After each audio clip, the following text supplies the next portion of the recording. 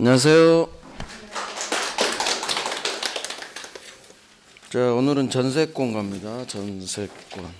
우리가 지상 지역권까지 봤고, 전세권 페이지가 310페이지입니다. 전세권.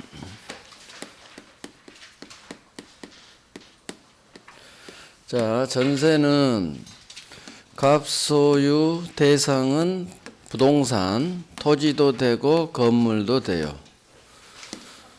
을이 설정 계약 플러스 등기를 박으면 전세권이라는 물권을 취득합니다. 반드시 전세금 지급해야 돼요. 전세금은 전세권의 필수 요소다. 전세금 3억 주고 기간 정하겠죠. 한 2년 전세 들어갔어요. 자, 전세. 기본으로 사용하는 용익물권. 두 번째, 나중에 전세금 반환 채권이 발생하는데 이거 우선 변제권이 있어요. 저당권과 똑같은 담보물권적 성격. 그래서 서설. 자, 1월 달에 한 건 확인만 하고 1월 달에 하지 않은 판례 중심으로 갈 거예요. 자, 용익물권적, 담보물권적. 법적 성질.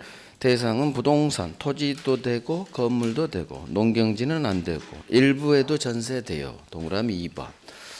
용익물권이 부동산 일부에 태어납니다. 지상권도 되고 승역지도 되고 전세도 되고. 전세에서 일부 전세는 이따 아주 중요한 판례를 하나 만나요. 자, 3번 봅니다.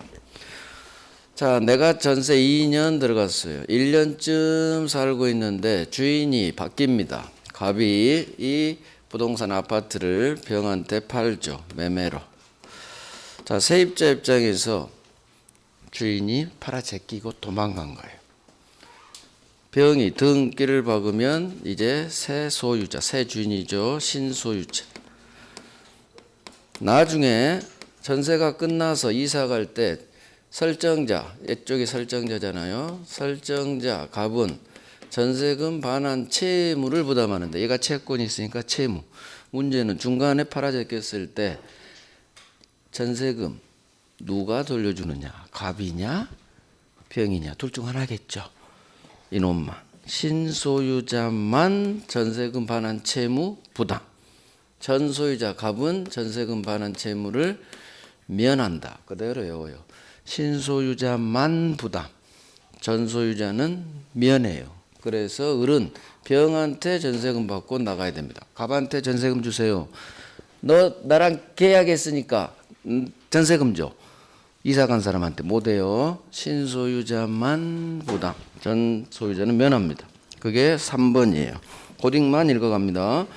전세 목적물의 소유권이 이전됐어요. 갑이 병한테 팔았군. 자, 나중에 기간 만료로 전세권이 소멸하면 누가 전세금 반환 채무 부담하느냐? 신소유자. 신소유자 믿죠? 신소유자만 부담. 전소유자는 반환 채무를 면한다. 신소유자가 설정자 지위를 승계해요. 그래서 설정자주의에서 신소유자만 부담. 자, 여기 별 3개 하시고 이게 나중에 주택임대차보호법에서 똑같이 작동돼요. 그래서 주택 양수인, 아파트 산 놈, 병만 거기도 보증금 반환 채무를 부담해요. 이 판례가 일타쌍피야. 일타쌍피. 여기서 하고 주택에서 또 한 번 써먹고 거기서 더 잘 나와. 여기도 아주 잘 나와. 둘 다 잘 나와요. 자, 오른쪽 전세권 취득, 설정계약 플러스 등기를 하죠. 1번의 두 번째, 목적물 인도는 전세권의 취득 요건이 아니에요. 등기만 박으면 돼. 입주는 나중에 해도 돼요. 인도받는 건 나중에 해도 됩니다. 자, 넘어갑니다. 한 장 넘겨요. 6번. 6번 고딕 봅니다. 다음 페이지. 312페이지 왼쪽 6번. 전세 기간이 시작되기 전에 내가 전세 설정 등기를 박았어요. 기간이 한 달 후부터 내가 전세 기간이 시작되는데 미리 박았죠. 괜찮습니다. 우리 한국 사람은 준비성이 철저해서 꼭 닥치면 하지 않아요. 미리미리 박아둡니다. 유효. 당연히 유효로 뜹니다. 이걸 만약 대법원이 너 미리 박았으니까 무효야. 그럼 그 대법원은 파면 나갑니다. 말도 안 되는 판결을 때렸기 때문에. 미리 해도 됩니다. 유효. 실체가 있기 때문에. 실체관계 부합. 그래서 기간 전에 등기 박아도 괜찮습니다. 유효로 끝나야 돼. 자, 전세금 지급.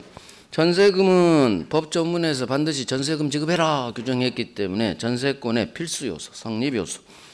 이것과 대비되는 게 지료. 지료는 지상권의 성립 요소가 아니에요. 법조문이 없어. 그래서 지료 있는 유상, 지료 없는 무상도 가능해요. 하지만 여기는 무조건 전세금이 있어야 전세권이 성립. 자, 여기 또 하나 봐요. 판례, 별 3개짜리 봅니다. 전세권에서 나오는 오늘 본 판례가 한 8개 되는데 다 별 3개예요. 즉 잘 나와요. 3번 이하 나온 놈이 없어. 다 3번 이상.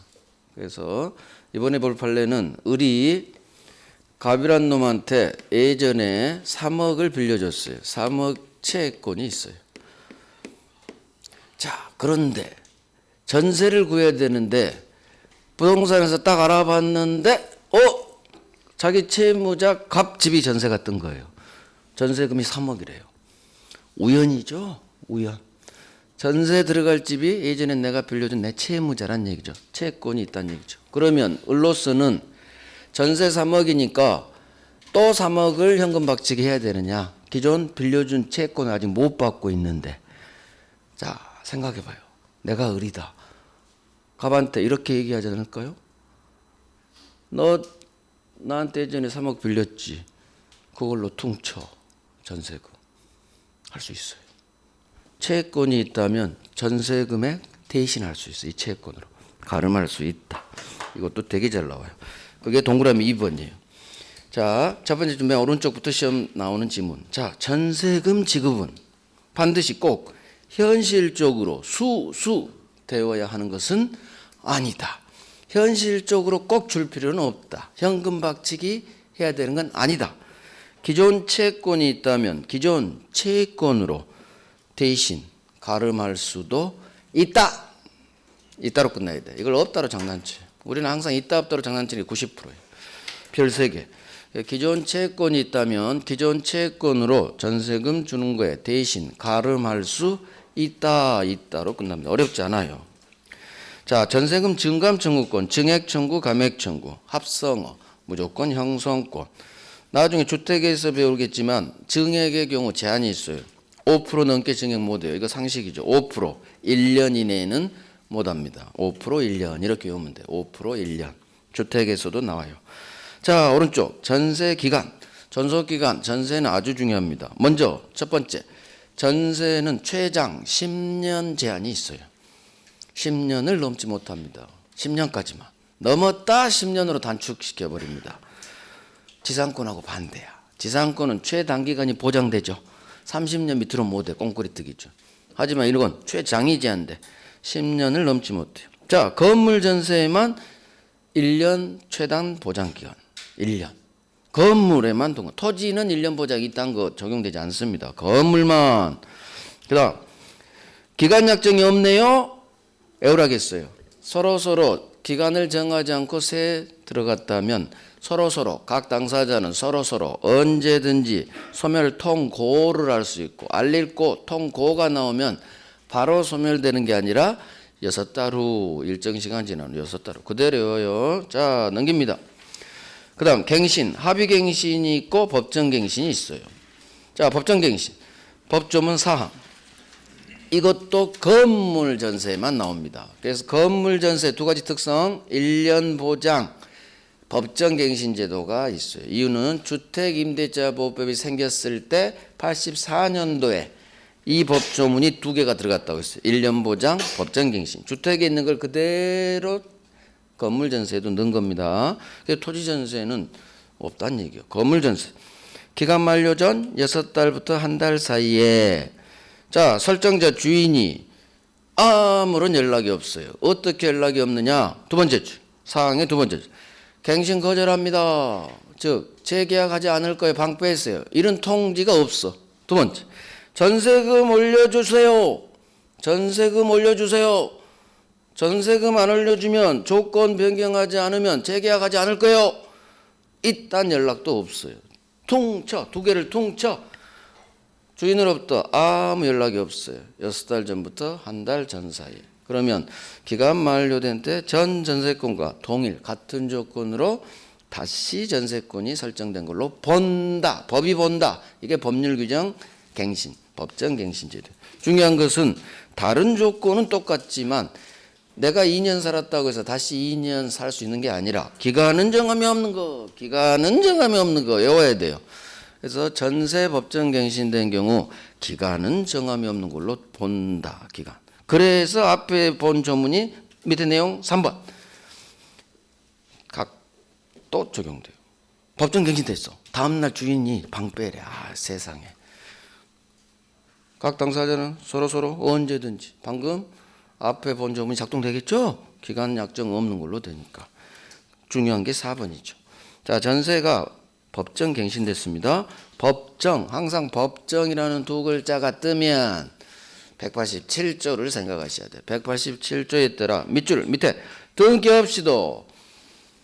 없이도 모든 삼자에게 대항할 수 있다로 끝나요. 어마어마하게 잘 나와요. 별 3개. 그래서 법정갱신이든 법정지상권이든 이 앞줄 기억나요? 법정지상권은 등기 없이 취득, 등기 없이 모든 삼자에게 등기 없이도 대항할 수 있다. 똑같아. 등기 없이도 대항할 수 있다. 세트예요. 민법은 참 좋아. 세트가 많아서. 2차 과목은 없죠? 2차 과목은 세트가 없어. 거기는 막 죽어라고 외워야 돼. 죽는 거지. 저도 죽었어. 20초례 때. 외우느라고.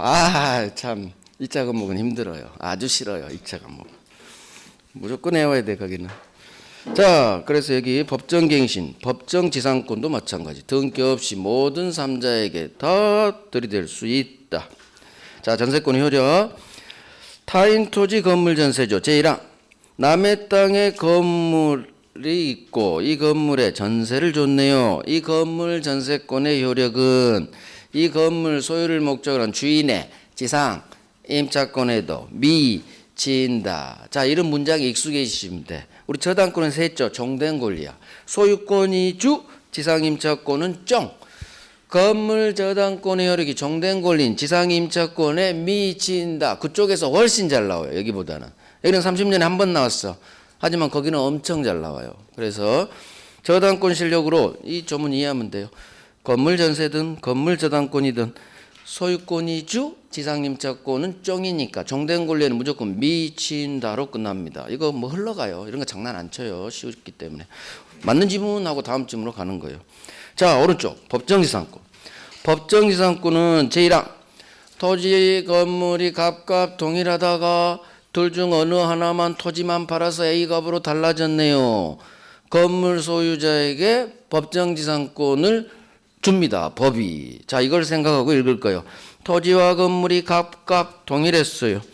그런데 갑이 토지만 A한테 팝니다. 자, 대지의 특별승계인 A예요. 갑으로부터 토지만 산 A는 건물 소유자에게 지상권을 설정한 걸로 본다. 갑에게 지상권 설정한 걸로 법이 봐버려요. 그래서 토지 소유자, 토지의 특별승계인 A는 건물 소유자인 전세권 설정자, 건물에 갑이 전세를 줬거든요. 그래서 건물 소유자인 전세권 설정자에게 지상권을 설정한 걸로 본다. 이렇게 연결돼야 맞는 지문. 그런데 이걸 장난 하나밖에 못 쳐. 설정자 대신 전세권자로 넣어놔요. 그러면 X가 돼요.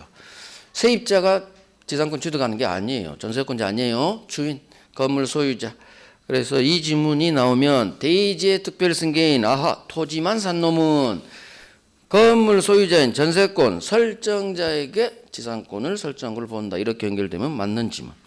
자, 용법대로 사용 안 했네요. 방 빼세요. 의무 위반했다. 방 빼. 설정자가 하는 소멸 청구권. 자, 지상권은 2년 이상 지료 안 냈다. 방 빼. 바로 쫓아낼 수 있는 힘이 소멸 청구권이에요. 바로 소멸돼 버려요. 소멸 통고는 일정한 시간이 지난 후 소멸되지만 소멸 청구는 바로 의사표시 도착하면 바로 소멸. 용법대로 사용 안 했다. 잘 안 나와요. 자, 2번이 중요해요. 전세권자가 수선 의무가 있어. 따라서 보일러 고장 나면 전세권자가 지 돈으로 고쳐야 돼요. 따라서 보일러 수리비용 100만 원을 주인한테 필요비 달라 하지는 필요비 상환 청구는 전세권자 인정되지 않는다. 되게 중요해요. 그래서 유일하게 비용은 도둑놈도 인정되는데 필요비 상한청권이 전세권자, 지상권자도 마찬가지예요. 지상권자는 우리 시험에 나온 적은 없어. 근데 똑같아요. 물권자인 지상, 특히 여기 전세권자에게는 필요비 상한청권이 인정되지 않아요. 이유는 전세권자가 지 돈으로 고칠 의무를 부담하기 때문에. 그게 이유예요. 별 3개죠. 자, 유익비는 인정 안 되는 놈이 없어요. 100% 이건 다 인정됩니다. 자, 넘깁니다. 전세권이 침해됐네요. 물권이 침해됐죠? 당연히 물권적 청권이 나오죠. 자, 지상권이든 전세권 여기는 똑같아요. 구조가. 둘 다 점유하죠. 따라서 지상권, 전세권에 대한 본권 물청이 있고 점유권에 대한 물청 3번. 둘 중 선택해서 하는 거예요. 전세권이 누군가 침해되면 소수는 할 수 있다예요. 전세권이 침해되면. 전세권으로도 할 수 있고 점유권으로도 할 수 있고. 그 다음 제목에 있죠. 지상 전세권의 상린관계 규정이 준용돼요. 그대로 외워주시면 되고 법조문이라. 자, 이제 3번 전세권 처분. 전세권은 여기가 제일 복잡하고 어려워요. 여기서 대부분 판례가 좀 어려운 게 나와요. 자, 봅니다. 먼저 할게 전세권은 처분의 자유. 지상권도 처분의 자유. 근데 지상권하고 다른 게 전세권은 처분하지 마. 처분 금지도 설정행위로 할 수 있어요. 자, 처분. 팔아 제끼는 거, 양도, 은행 가서 담보대출 받는 것, 담보 제공, 새끼치는 것, 물권으로 새끼치는 것, 전전세, 채권으로 빌려주는 것, 임대. 새끼는 존속기간 내에서만 새끼칩니다. 남은 기간 내에서. 자, 양도하고 저당권 설정. 왼쪽 양도, 오른쪽 담보 제공. 여기 있는 판례를 지금부터 3개를 할 거예요. 퉁치면 2개를 할 거예요. 자, 왼쪽. 먼저 설명 들어봅니다. 전세권 양도. 전세권을 양도한다는 것은 지가 가지고 있는 전세권, 모든 재산권, 소유권이든 제한물권이든 다 매매 대상이 돼요. 팝니다. 갑 아파트에서 살다가 이사 갈 일이 있어요. 그럴 때 병한 때 아예 전세권을 양도, 팔아 제끼고 가버립니다.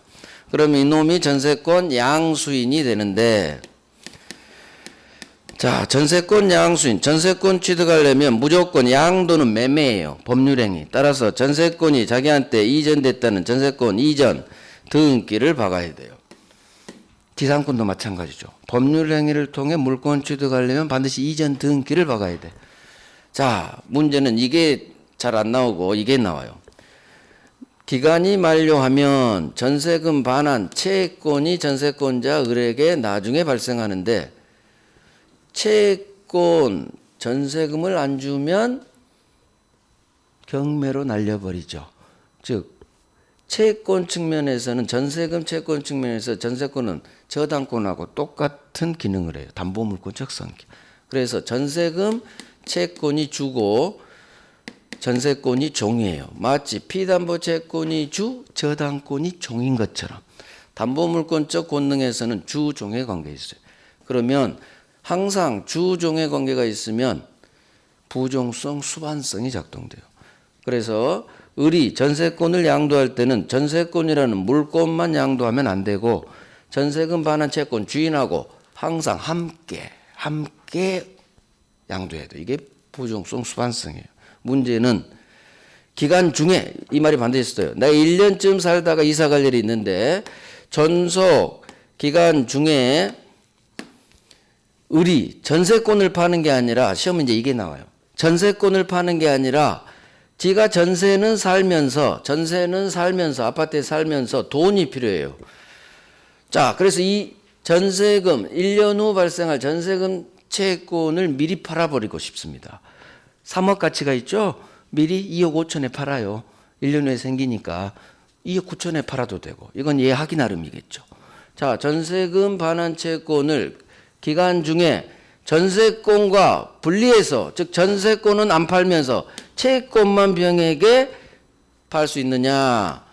전세금 반환 채권만 전세권과 분리해서 양도할 수 있느냐. 찍어. 분리 나오면 없다로 그냥 찍어버리면 돼요.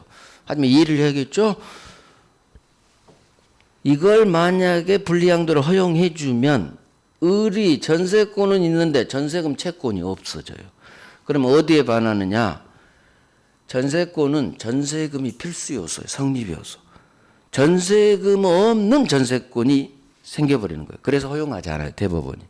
기간 중에 존속 기간 중에 전세권은 안 팔면서 전세금 채권만 분리 양도할 수는 없다. 이유, 전세금만 도망 못 가게 합니다. 반드시 함께 붙어 있어야 돼. 부종성에 따라. 하지만 예외가 있어요. 지금 전세금 채권을 3억 받고 의리병한테 파는 게 아니라 계약은 지금 해요. 병하고.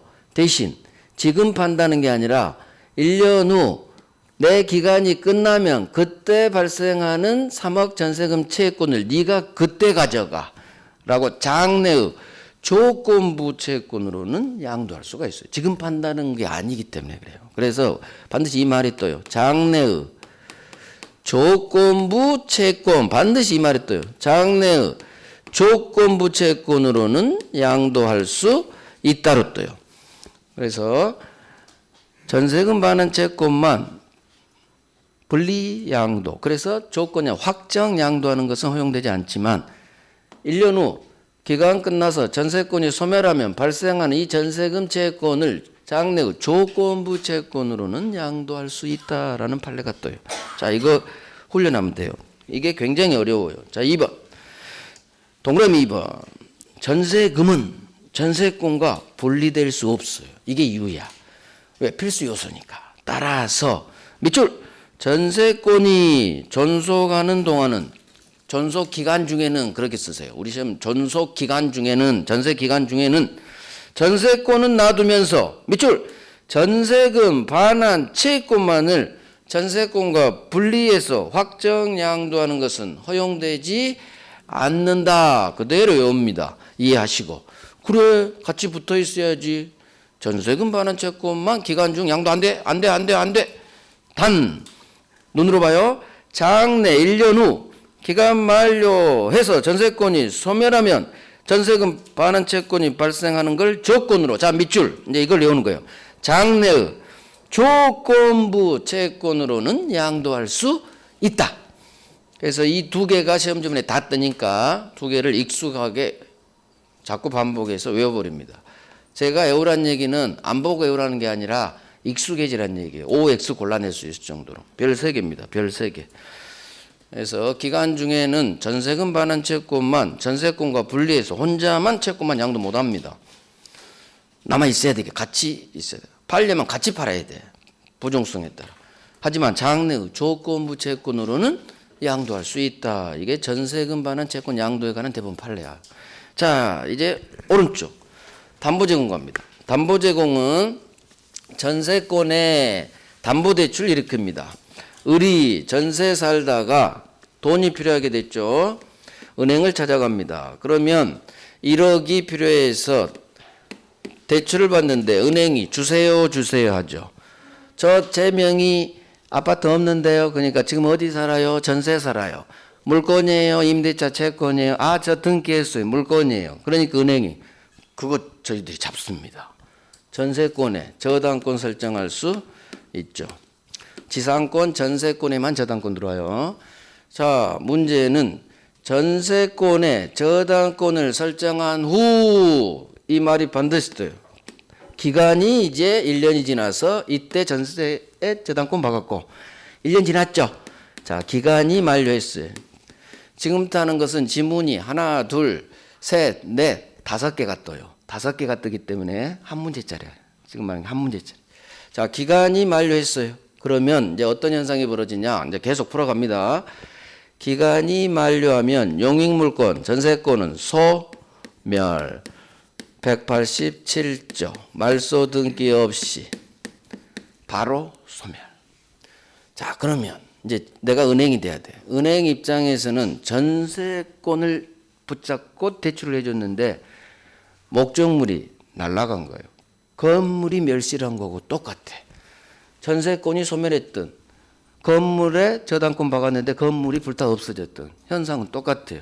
따라서 더 이상 이놈이 돈을 안 갚았을 때 저당권자는 이 전세권 자체에는 저당권을 실행할 수는 없어요. 저당권 실행은 경매예요. 전세권이 소멸해버렸죠. 건물이 불타 없어졌죠.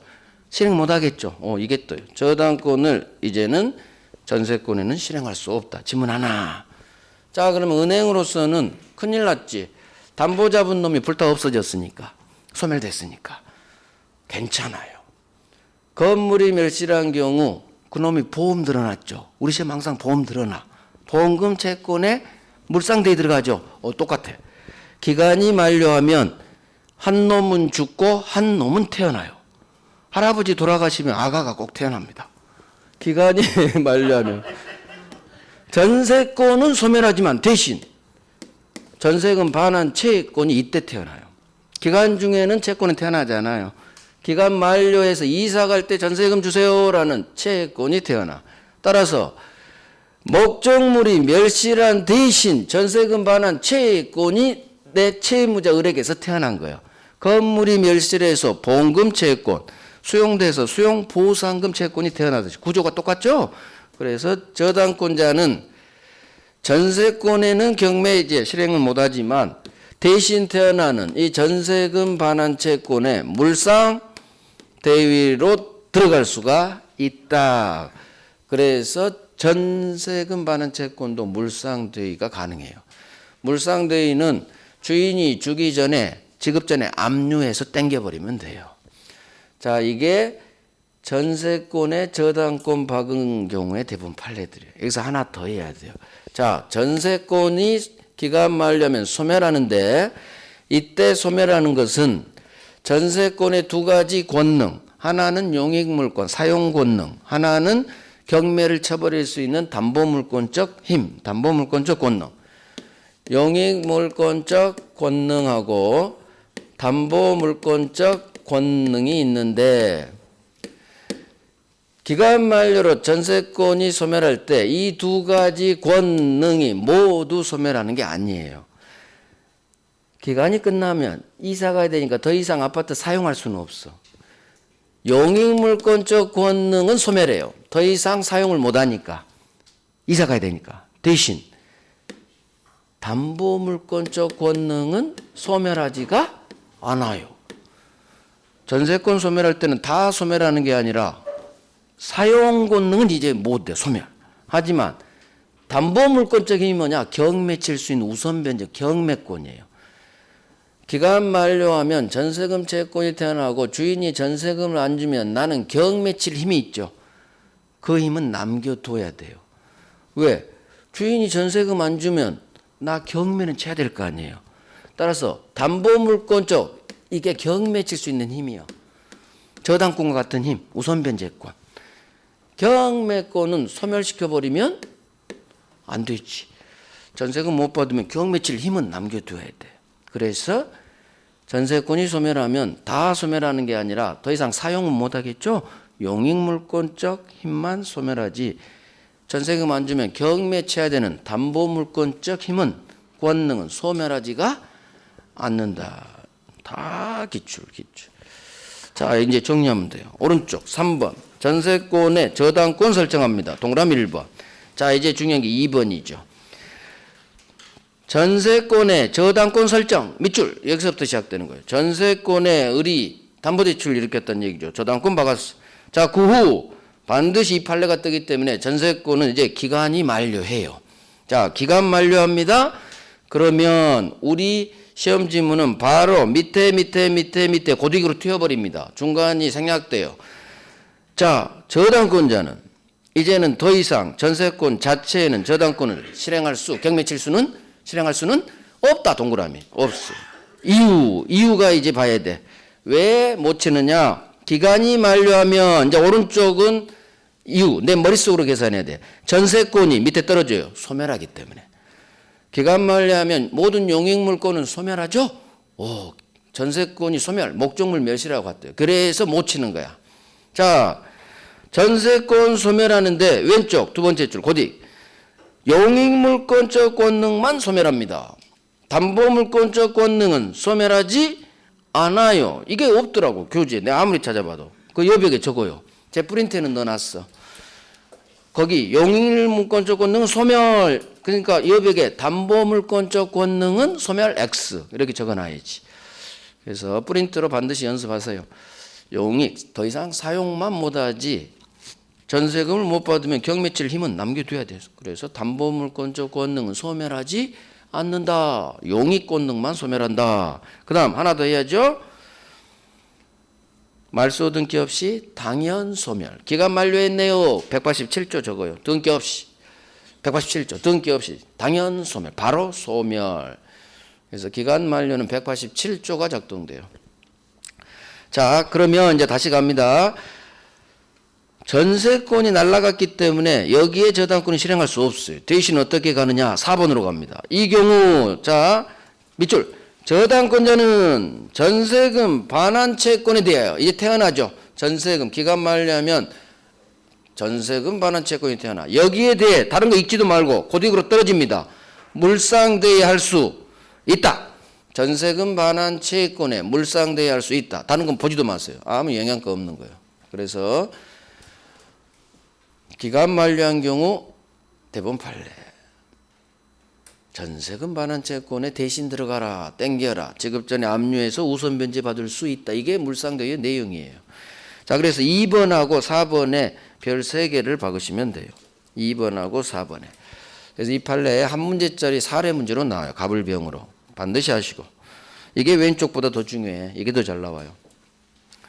자, 전전세 임대 넘어갑니다. 이게 1월 달로 가름해요. 전세권 소멸 넘어갑니다. 오른쪽 넘어갑니다. 다 한 거요. 자, 소멸의 효과 320페이지. 동시행 관계가 있죠. 자, 전세금 주고 목적물 주고 동시행이겠죠. 하나가 붙죠. 말소 등기에 필요한 서류 교부 의무까지 같이 동시행. 알고 계셔야 되고. 우선 변제권은 쉬워요. 법조문 그대로 나와. 우선 변제권이 있다. 그 다음 전세금 안 주면 경매 청구할 수 있다. 전세권자에게 경매권 줍니다. 문제는 이제 오른쪽이에요. 별 3개짜리 판례 갑니다. 자, 갑이 을 건물에 전세를 들어가는데 건물이 3층짜리입니다. 3층짜리에 1층에 전세가 들어가요. 이게 바로 1동 건물에 일부 1층에만 전세 들어간 건물의 일부 전세 판례예요. 자, 일부 전세 되죠? 용익물권은 1동 건물은 아파트가 아니기 때문에 소유권은 한 개예요. 한 개. 이 건물 자체가 소유권 하나예요. 갑이 소유자예요.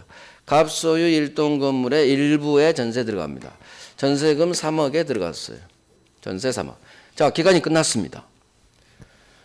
근데 주인이 전세금을 안 줘요. 그러면 을은 일부 전세권자이기 때문에 전세권이 가진 힘, 경매를 치고 싶어요. 문제는 1층이 분리가 안 되잖아요. 구분 소유가 아니니까. 경매 치려면 3층 건물 전체를 날려야 돼요. 즉 일부 전세권자가 지가 사용하고 있는 이 파트는 경매가 불가능합니다. 왜? 구분 소유 아파트가 아니니까. 결국 경매 치려면 3층 건물, 법적으로는 소유권 하나요. 건물 전부를 경매로 날려야 돼요. 전부를 경매로 날릴 수 있느냐. 결론은 일부 전세 들어간 놈은 쥐가 사용하는 부분이 아닌 전체 건물 전체에 대해서 전부를 경매 날릴 수는 없다. 이게 5번 나왔어요. 정답 지문이 2-3번. 전세에서 가장 잘 나온 놈이 이놈이에요. 일부 전세권자는 절대로 전세금 못 받았을 때 전부를 경매로 날릴 수는 없다. 이유. 왜 못 날리느냐. 그림을 이렇게 이제 그리면 이해가 가. 일부 전세, 1동 건물, 일부, 방이 100칸, 나머지 99명도 세입자, 나도 세입자. 자, 전세금, 내 전세금 못 받았어요. 방 100칸짜리 1동 건물 전부 경매 날리려고 하니까 판사님이 참어.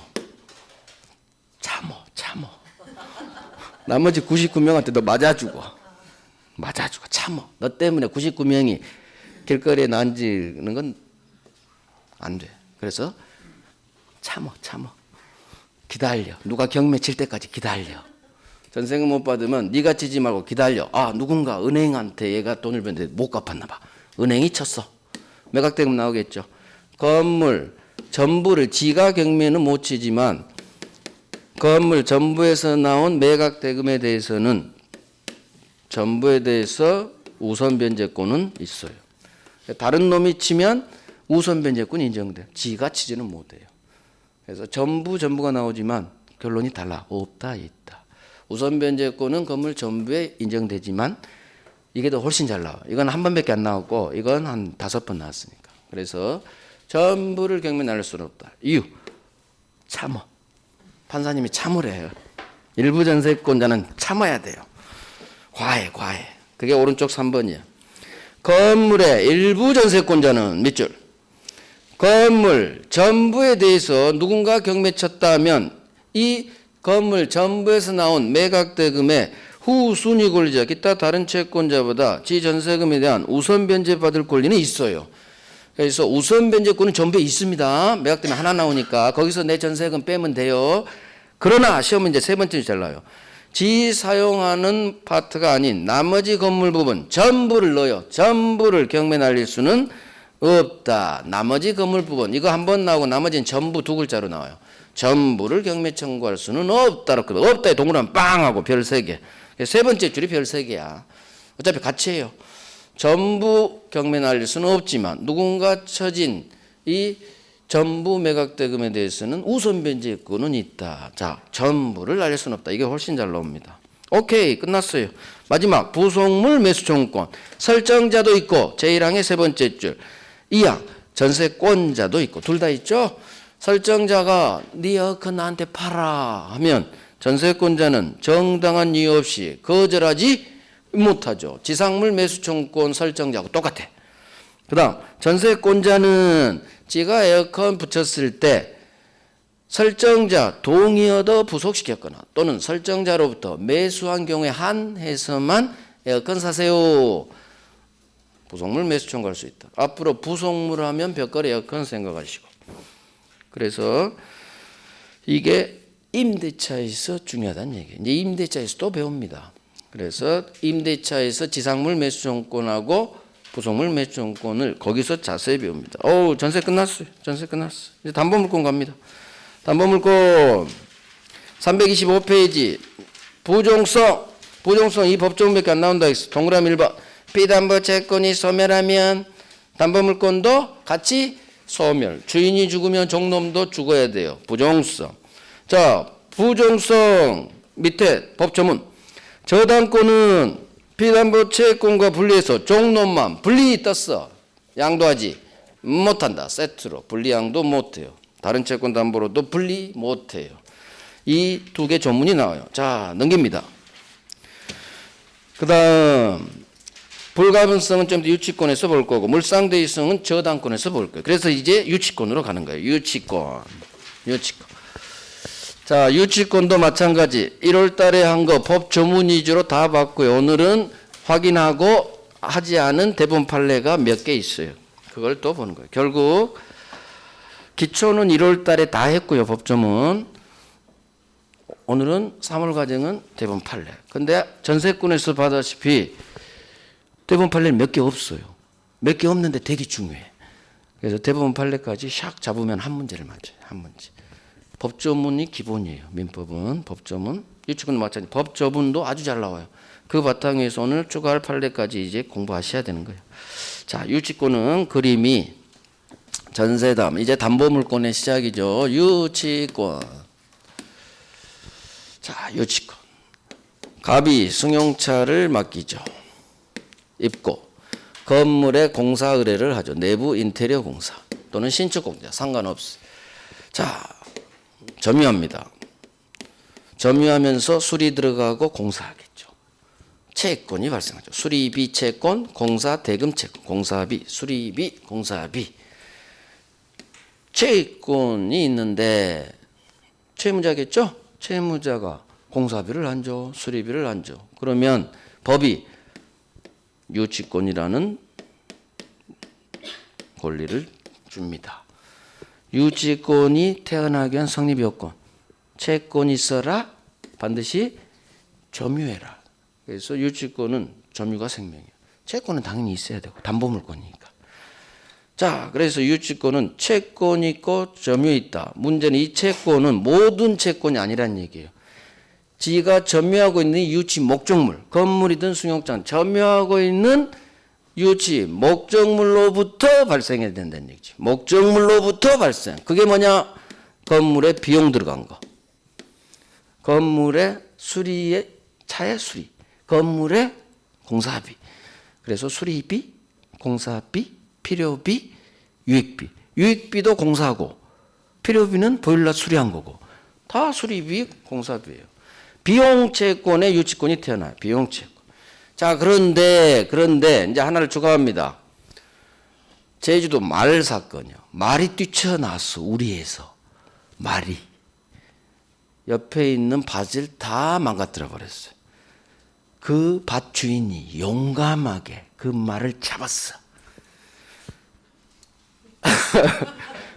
주인한테 손해배상 채권이 발생하겠죠. 목적물 말로부터 발생한 손해배상 채권은 됩니다.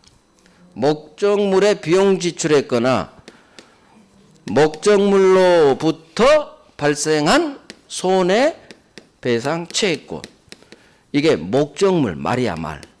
말로부터 발생한 손해배상 채권은 목적물로부터 발생한 채권이에요.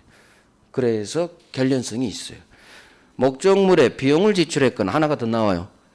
목적물로부터 발생한 손해배상 채권은 됩니다.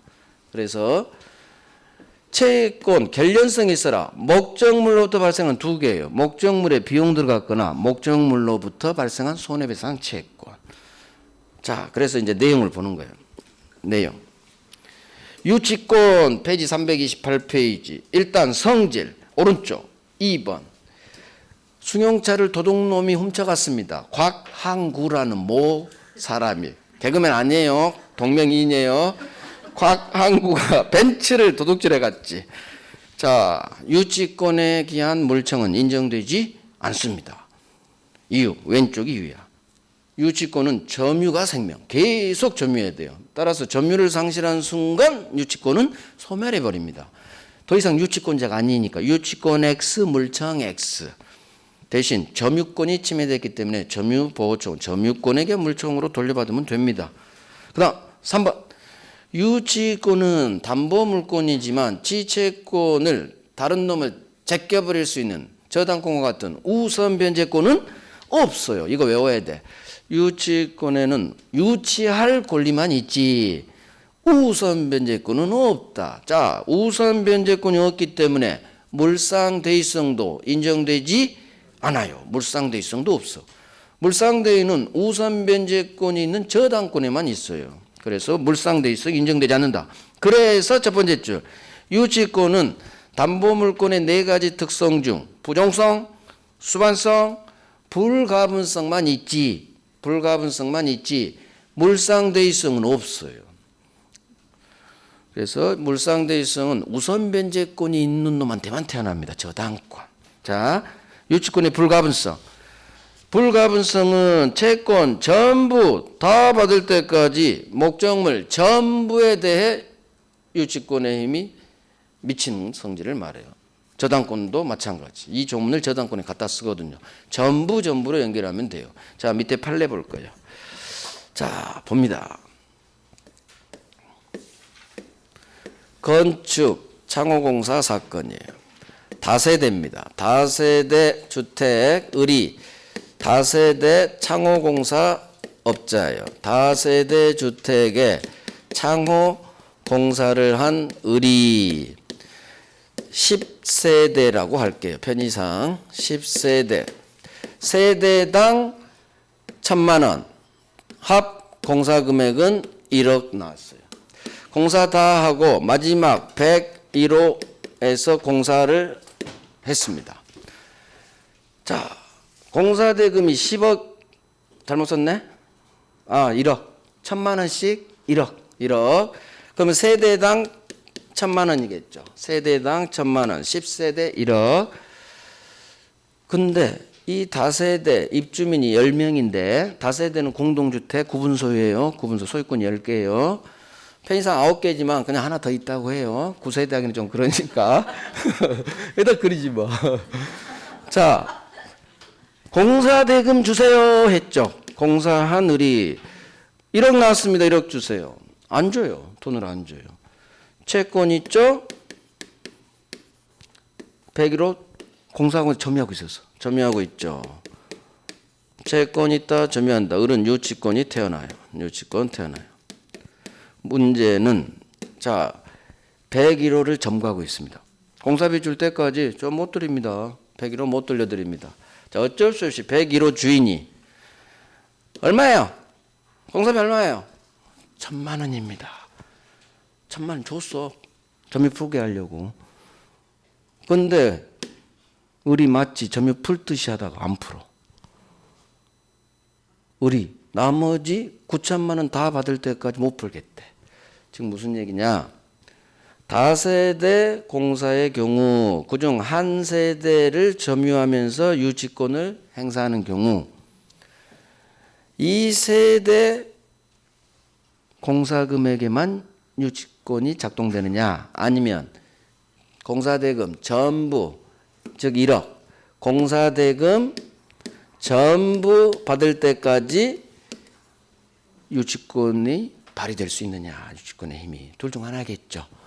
공사대금 채권 전부에 이 유치권의 힘이 미치느냐 점유하고 있는 이 한 세대 채권에만 미치느냐. 여기일까 여기일까. 풀어야 될까 안 풀어도 될까. 자 풀어야 될까요? 을은 풀어야 될까 아니면 남은 공사대금 9천만 원 더 들어올 때까지 계속 유치할 수 있을까요? 자, 전부야. 이걸 생각하세요. 채권 전부 받을 때까지 담보물권의 힘이 전부에 미치는 성질, 불가분성에 관한 판례예요. 그래서 채권이 나오면 점유하고 있는 한 세대 채권이 아니라 공사대금 채권 전부에 미쳐요. 그래서 을은 안 풉니다. 나머지 9천만 원 다른 세대 빨리빨리 101호 주인 당신 나한테 넘겨받으려면 빨리 설득해서 9천만 원 가지고 오세요. 당신은 재수가 없는 거예요. 죄송해요.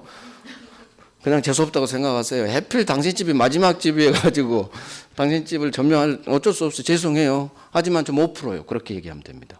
그래서 공사대금 채권 전부에 미칩니다. 자, 그런데 안 갚어. 나머지 세대 주인들이 나몰라래. 자기 집 점거 안 하고 있다고. 자, 어쩔 수 없이 유치권자 경매권이 있어요. 우선 변제권은 없지만 또 경매권은 있다겠어. 왜? 돈이 없는가 보다. 현금으로 만들어줘야지. 그게 유치권자의 경매권이에요. 문제는 이제 경매를 다세대니까 소유권이 10개죠.